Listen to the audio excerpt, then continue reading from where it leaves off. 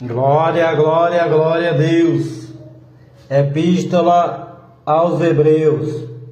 Cristo, enviado pelo Pai, é superior aos anjos. Capítulo 1.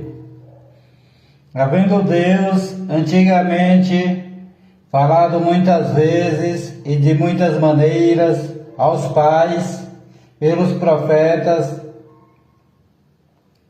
a nós falou-nos nestes últimos dias pelo Filho, a quem constituiu herdeiro de tudo, por quem fez também o mundo, o qual, sendo o resplendor da sua glória e a expressa imagem da sua pessoa, e sustentando todas as coisas pela palavra do seu poder, havendo feito por si mesmo a purificação dos nossos pecados, assentou-se à destra da majestade nas alturas, feito tanto mais excelente do que os anjos, quanto herdou mais excelente nome do que eles, porque a qual dos anjos disse jamais: Tu és meu filho, hoje te gerei? Eu lhe serei por pai e ele me será por filho? E outra vez, quando introduz no mundo o primogênito, diz: E todos os anjos de Deus o adorem. E quanto aos anjos diz: Faz dos seus anjos espíritos e de seus ministros labaredas de fogo. Mas do Filho diz: Ó Deus, o teu trono subsiste pelos séculos dos séculos. Cetro de equidade é o cetro do teu reino. Amaste a justiça e odiaste a iniquidade. Por isso Deus, o teu Deus, te ungiu com óleo de alegria, mais do que a teus companheiros. E tu, Senhor, no princípio fundaste a terra e os céus são obras de tuas mãos. Eles perecerão, mas tu permanecerás, e todos eles como roupa envelhecerão. E como um manto os enrolarás e serão mudados, mas tu és o mesmo e os teus anos não acabarão. E a qual dos anjos disse jamais: Assenta-te à minha destra até que ponha a teus inimigos por escabelo de teus pés? Não são, porventura, todos eles espíritos ministradores, enviados para servir a favor daqueles que hão de herdar a salvação? A importância da diligência. Capítulo 2. Portanto, convém-nos atentar com mais diligência para as coisas que já temos ouvido, para que em tempo algum nos desviemos delas. Porque se a palavra falada pelos anjos permaneceu firme, e toda a transgressão e desobediência recebeu a justa retribuição, como escaparemos nós se não atentarmos para uma tão grande salvação, a qual, começando a ser anunciada pelo Senhor, foi-nos depois confirmada pelos que a ouviram, testificando também Deus com eles por sinais, milagres, várias maravilhas e dons do Espírito Santo distribuídos por sua vontade? Jesus tomou nossa natureza, porque não foi aos anjos que sujeitou o mundo futuro de que falamos, mas em certo lugar testificou alguém dizendo: Que é o homem para que dele te lembres, ou o filho do homem para que o visites? Tu o fizeste um pouco menor do que os anjos, de glória e de honra o coroaste, e o constituíste sobre as obras das tuas mãos. Todas as coisas lhe sujeitaste debaixo dos pés. Ora, visto que ele sujeitou todas as coisas, nada deixou que ele não esteja sujeito. Ora, visto que ele sujeitou todas as coisas, nada deixou que ele não esteja sujeito. Mas, agora, ainda não vemos que todas as coisas lhe estão sujeitas. Vemos, porém, coroado de glória e de honra, aquele Jesus que fora feito um pouco menor do que os anjos, por causa da paixão da morte, para que, pela graça de Deus, provasse a morte por todos. Porque convinha que aquele para quem são todas as coisas, e mediante quem tudo existe, trazendo muitos filhos à glória, consagrasse pelas aflições o príncipe da salvação deles, porque assim o que santifica, como os que são santificados, são todos de um, por cuja causa não se envergonha de lhe chamar irmãos, dizendo: anunciarei o teu nome a meus irmãos, cantar-te-ei louvores no meio da congregação. E outra vez, porei nele a minha confiança, e outra vez, eis-me aqui a mim e aos filhos que Deus me deu.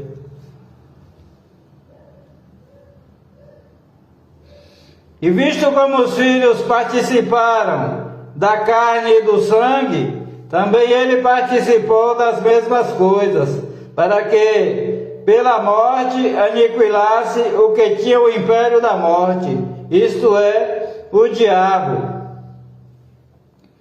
e livrasse todos os que com medo da morte estavam por toda a vida sujeitos à servidão. Porque, na verdade, ele não tomou os anjos, mas tomou a descendência de Abraão. Por isso convinha que em tudo fosse semelhante aos irmãos, para ser misericordioso e fiel sumo sacerdote naquilo que é de Deus, para expiar os pecados do povo. Porque naquilo que ele mesmo, sendo tentado, padeceu, pode socorrer aos que são tentados. Jesus é superior a Moisés. Capítulo 3. Por isso, irmãos santos, participantes da vocação celestial, considerai a Jesus Cristo, apóstolo e sumo sacerdote da nossa confissão, sendo fiel ao que o constituiu, como também o foi Moisés em toda a sua casa. Porque ele é tido por digno de tanto maior glória do que Moisés, quanto maior honra do que a casa tem aquele que a edificou. Porque toda a casa é edificada por alguém, mas o que edificou todas as coisas é Deus. E na verdade Moisés foi fiel em toda a sua casa, como servo, para testemunho das coisas que se haviam de anunciar. Mas Cristo, como Filho, sobre a sua própria casa, a qual casa somos nós, se tão somente conservarmos firme a confiança e a glória da esperança até ao fim. Advertência quanto à incredulidade. Portanto, como diz o Espírito Santo, se ouvirdes hoje a sua voz, não endureçais os vossos corações, como na provocação, no dia da tentação no deserto, onde vossos pais me tentaram, me provaram e viram por 40 anos as minhas obras. Por isso me indignei contra esta geração e disse: estes sempre erram em seu coração, e não conheceram os meus caminhos. Assim jurei na minha ira, que não entrarão no meu repouso. Vejam, irmãos, que nunca haja em qualquer de vós um coração mau e infiel para se apartar do Deus vivo. Antes exortai-vos uns aos outros todos os dias, durante o tempo que se chama hoje, para que nenhum de vós se endureça pelo engano do pecado. Porque nos tornamos participantes de Cristo, se retivermos firmemente o princípio da nossa confiança até o fim. Enquanto se diz hoje, se ouvirdes a sua voz, não endureçais os vossos corações, como na provocação. Porque havendo alguns ouvido, o provocaram, mas não todos os que saíram do Egito por meio de Moisés. Mas com quem se indignou por 40 anos? Não foi porventura com os que pecaram, cujos corpos caíram no deserto? E a quem jurou que não entrariam no seu repouso, senão os que foram desobedientes? E vemos que não puderam entrar por causa da sua incredulidade.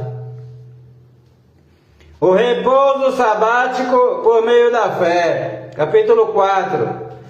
Temamos, portanto, que, sendo-nos deixada a promessa de entrar no repouso, pareça que algum de vós fica para trás, porque também a nós foram pregadas as boas novas, como a eles. Mas a palavra da pregação nada lhes aproveitou, porquanto não estava misturada com a fé naqueles que a ouviram. Porque nós, os que temos crido, entramos no repouso, tal como disse: assim jurei na minha ira, que não entrarão no meu repouso, posto que já as suas obras estiveram acabadas desde a fundação do mundo. Porque em certo lugar disse assim, do dia 7º, e repousou Deus de todas as suas obras no 7º dia. E outra vez, neste lugar, não entrarão no meu repouso. Visto, pois, que resta que alguns entrem nele, e que aqueles a quem primeiro foram pregadas as boas novas não entraram por causa da desobediência, determina outra vez um certo dia, hoje, dizendo por Davi, muito tempo depois, como está dito: hoje, se ouvirdes a sua voz, não endureçais os vossos corações. Porque se Josué lhes houvesse dado repouso, não falaria depois disso de outro dia. Portanto, resta ainda um repouso para o povo de Deus. Porque aquele que entrou no seu repouso, ele próprio repousou de suas obras, como Deus das suas. Procuremos, pois, entrar naquele repouso, para que ninguém caia no mesmo exemplo de desobediência. Porque a palavra de Deus é viva e eficaz e mais penetrante do que qualquer espada de 2 gumes, e penetra até a divisão da alma e do espírito, das juntas e medulas, e é apta para discernir os pensamentos e intenções do coração. E não há criatura alguma encoberta diante dele. Antes, todas as coisas estão nuas e patentes aos olhos daquele com quem temos de tratar. Jesus, o nosso sumo sacerdote, Visto que temos um grande sumo sacerdote, Jesus, Filho de Deus, que penetrou nos céus, retenhamos firmemente a nossa confissão, porque não temos um sumo sacerdote que não possa compadecer-se das nossas fraquezas, porém um que, como nós, em tudo foi tentado, mas sem pecado. Cheguemos, pois, com confiança ao trono da graça, para que possamos alcançar misericórdia e achar graça, a fim de sermos ajudados em tempo oportuno. Capítulo 5. Porque todo sumo sacerdote, tomado dentre os homens, é constituído a favor dos homens nas coisas concernentes a Deus, para que ofereça dons e sacrifícios pelos pecados, e possa compadecer-se ternamente dos ignorantes e errados, pois também ele mesmo está rodeado de fraqueza. E por esta causa deve ele, tanto pelo povo, como também por si mesmo, fazer oferta pelos pecados. E ninguém toma para si esta honra, senão o que é chamado por Deus, como Arão. Assim também Cristo não se glorificou a si mesmo, mas aquele que ele disse: Tu és meu filho, hoje te gerei. Como também diz noutro lugar: Tu és sacerdote eternamente, segundo a ordem de Melquisedeque, o qual nos dias da sua carne, oferecendo com grande clamor e lágrimas, orações e súplicas, ao que o podia livrar da morte, foi ouvido quanto ao que temia. Ainda que era filho, aprendeu a obediência por aquilo que sofreu. E sendo ele consumado, veio a ser a causa da eterna salvação para todos os que lhe obedecem, chamados por Deus, sumo sacerdote, segundo a ordem de Melquisedeque, Jesus Cristo, chamado por Deus, sumo sacerdote, segundo a ordem de Melquisedeque. Negligência do conhecimento, do qual muito temos que dizer, de difícil interpretação, porquanto vos fizestes negligentes para ouvir, porque, devendo já ser mestres pelo tempo, ainda necessitais de que se vos torne a ensinar quais sejam os primeiros rudimentos das palavras de Deus, e vos haveis feitos tais que necessitais de leite, e não de sólido mantimento, porque qualquer que ainda se alimenta de leite, não está experimentado na palavra da justiça, porque é menino. Mas o mantimento sólido é para os perfeitos, os quais, em razão do costume, têm os sentidos exercitados para discernir tanto o bem como o mal. Exortação a permanecer na fé. Capítulo 6. Por isso, deixando os rudimentos da doutrina de Cristo, prossigamos até a perfeição, não lançando de novo o fundamento do arrependimento, de obras mortas e de fé em Deus, e da doutrina dos batismos, da imposição das mãos, da ressurreição dos mortos e do juízo eterno. E isto faremos, se Deus o permitir, porque é impossível que os que já uma vez foram iluminados e provaram o dom celestial e se tornaram participantes do Espírito Santo e provaram a boa palavra de Deus e as virtudes do século futuro e recaíram, sejam outra vez renovados para arrependimento. Pois assim quanto a eles, de novo, crucificam o Filho de Deus e o expõe ao vitupério, porque a terra que embebe a chuva, que muitas vezes cai sobre ela e produz erva proveitosa para aqueles por quem é lavrada, recebe a bênção de Deus, mas a que produz espinhos e abrolhos é reprovada e perto está da maldição. O seu fim é ser queimada. Mas de vós, ó amados, esperamos coisas melhores e coisas que acompanham a salvação, ainda que assim falamos.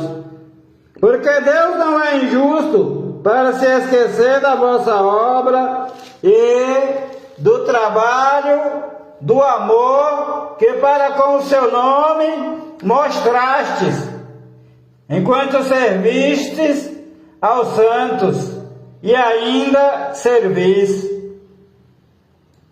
Mas desejamos que cada um de vós mostre o mesmo cuidado até ao fim, para a completa certeza da esperança, para que vos não façais negligentes, mas sejais imitadores dos que, pela fé e paciência, herdam as promessas. Certeza nas promessas de Deus, porque quando Deus fez a promessa a Abraão, como não tinha outro maior por quem jurasse, jurou por si mesmo, dizendo: certamente, abençoando, te abençoarei, e multiplicando, te multiplicarei. E assim, esperando com paciência, alcançou a promessa, porque os homens certamente juram por alguém superior a eles, e o juramento para confirmação é, para eles, o fim de toda a contenda. Por isso, querendo Deus mostrar mais abundantemente a imutabilidade do seu conselho aos herdeiros da promessa, se interpôs com juramento, para que, por duas coisas imutáveis, nas quais é impossível que Deus minta, tenhamos a firme consolação, nós, os que pomos o nosso refúgio em reter a esperança proposta, a qual temos como âncora da alma, segura e firme, e que penetra até ao interior do véu, onde Jesus, nosso precursor, entrou por nós, feito eternamente sumo sacerdote, segundo a ordem de Melquisedeque. O sacerdote Melquisedeque, capítulo 7. Porque este Melquisedeque, que era rei de Salém, sacerdote do Deus Altíssimo, e que saiu ao encontro de Abraão, quando ele regressava da matança dos reis, e o abençoou, a quem também Abraão deu o dízimo de tudo, a quem também Abraão deu o dízimo de tudo, e primeiramente por interpretação, rei de justiça, e depois também rei de Salém, que é rei de paz, sem pai, sem mãe, sem genealogia, não tendo princípio de dias, nem fim de vida, mas sendo feito semelhante ao Filho de Deus, permanece sacerdote para sempre. Considerai, pois, quão grande era este, a quem até o patriarca Abraão deu os dízimos dos despojos. E os que dentre os filhos de Levi recebem o sacerdócio, têm ordem, segundo a lei, de tomar o dízimo do povo, isto é, de seus irmãos, ainda que tenham saído dos lombos de Abraão. Mas aquele cuja genealogia não é contada entre eles, tomou dízimos de Abraão, e abençoou o que tinha as promessas, e abençoou o que tinha as promessas. Ora, sem contradição alguma, o menor é abençoado pelo maior.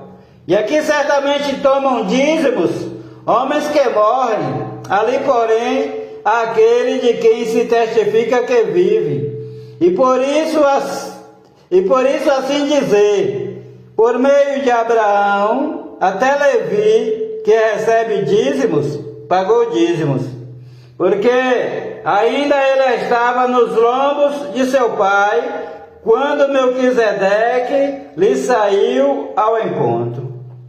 O sacerdócio de Jesus, semelhante ao de Melquisedeque. De sorte que, se a perfeição fosse pelo sacerdócio levítico, porque sob ele o povo recebeu a lei, que necessidade havia logo de que outro sacerdote se levantasse segundo a ordem de Melquisedeque e não fosse chamado segundo a ordem de Arão? Porque, mudando-se o sacerdócio, necessariamente se faz também mudança da lei. Porque aquele de quem estas coisas se dizem pertence a outra tribo, da qual ninguém serviu ao altar.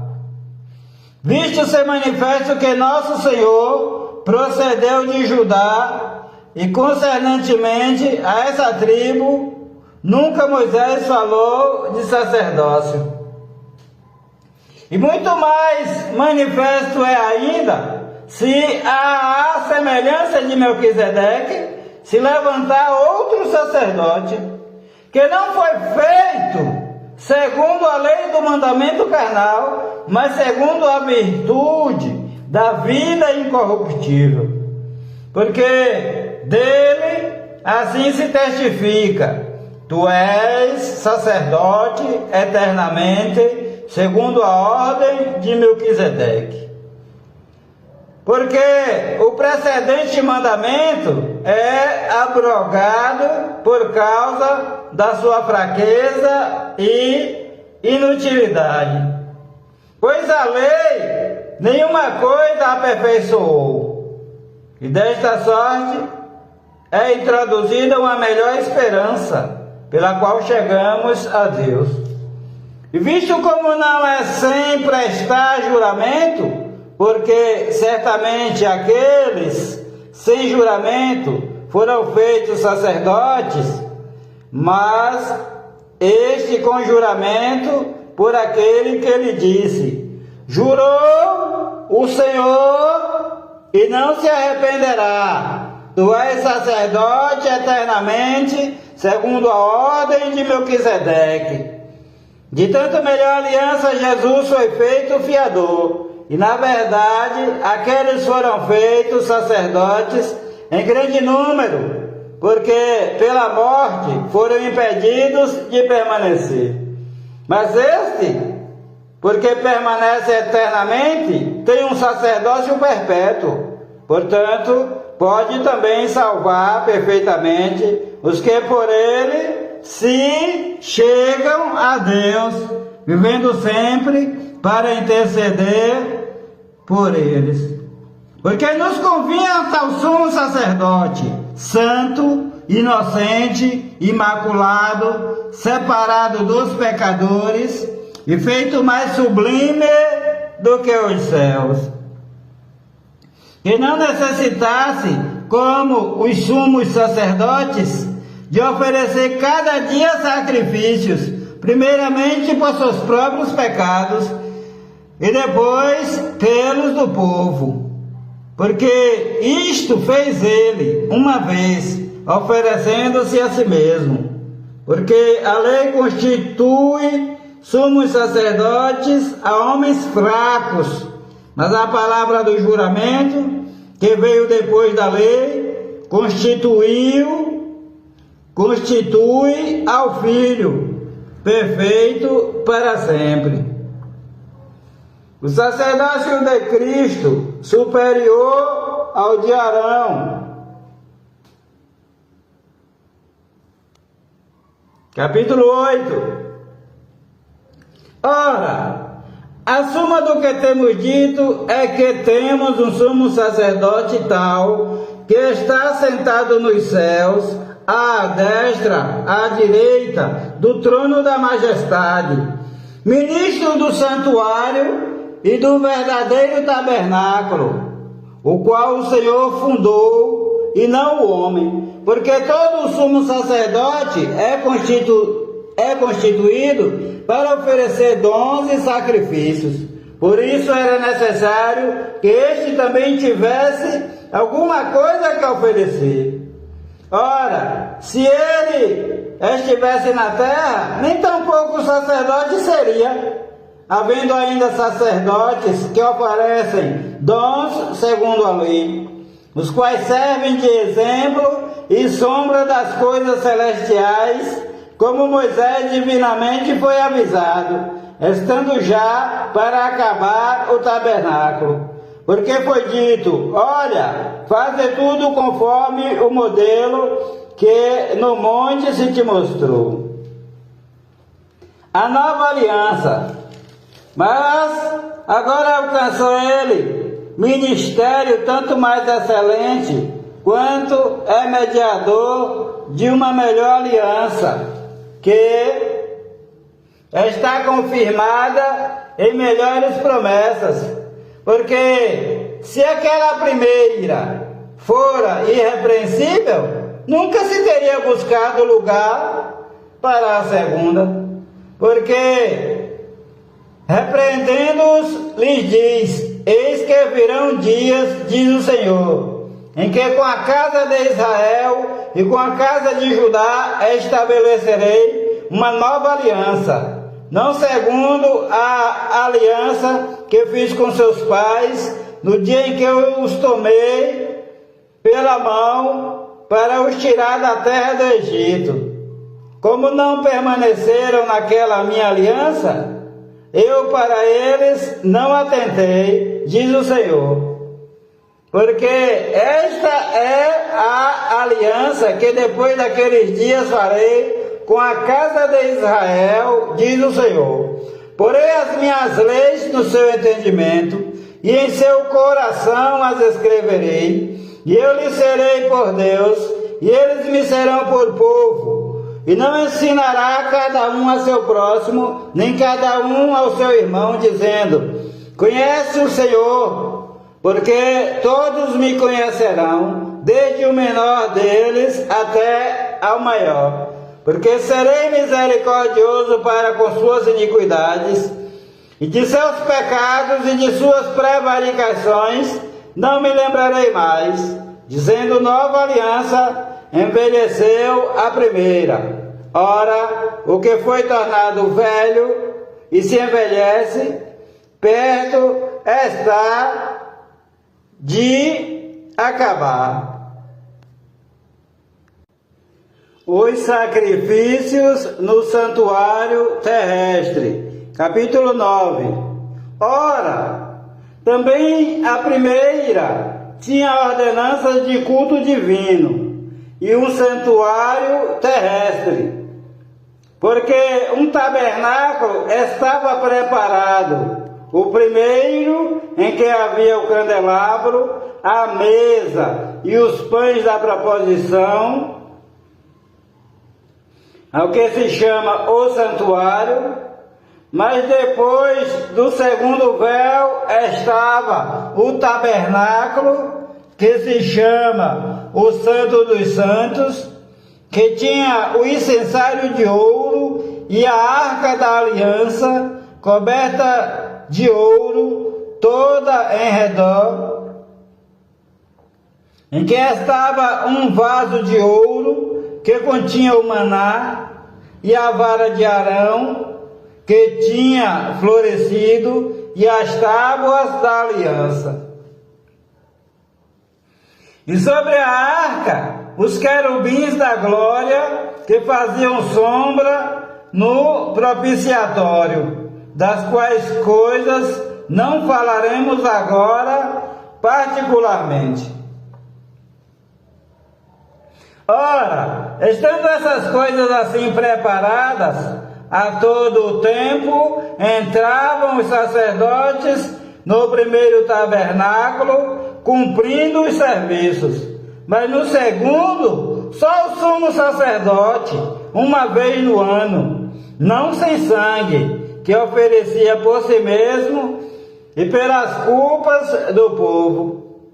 Dando nisto a entender o Espírito Santo, que ainda o caminho do santuário não estava descoberto, enquanto se conservava em pé o primeiro tabernáculo, que é uma alegoria para o tempo presente, em que se oferecem dons e sacrifícios